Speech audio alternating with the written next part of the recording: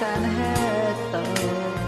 với nhân pháp to chính siết an thời cô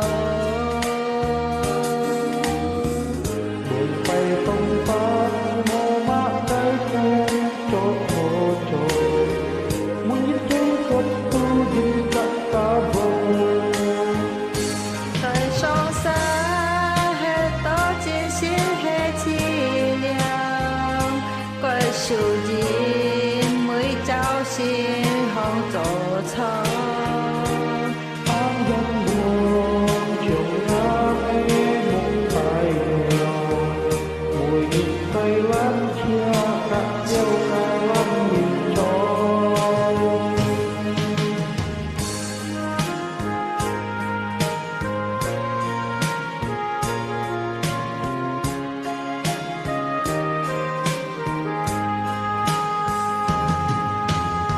tiền sự chi liao sang to trong ngà mẹ bong phải với tiêu xa lòng kéo mang sự trọ hai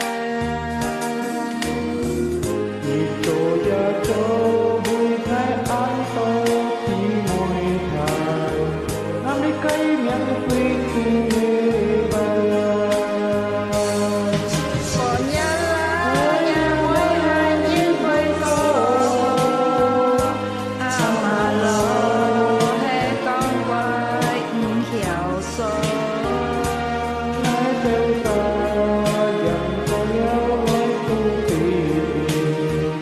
mà cái em ngày một si bàn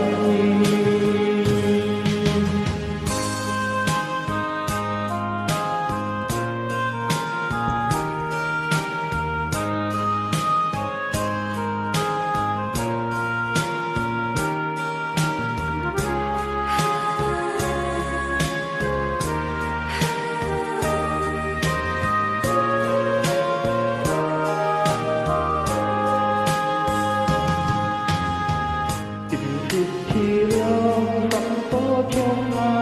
mê bông bài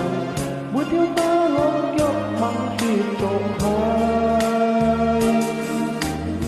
nhiệt cho gia cho quê ngay an to chỉ mọi thầy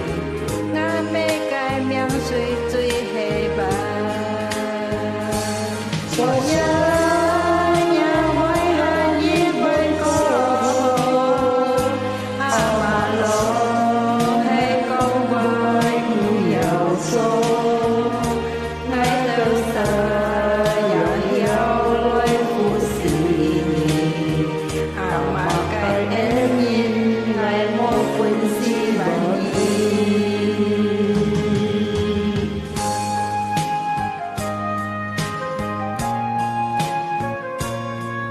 lúc hôm nay không có lúc hôm nay bạn được theo em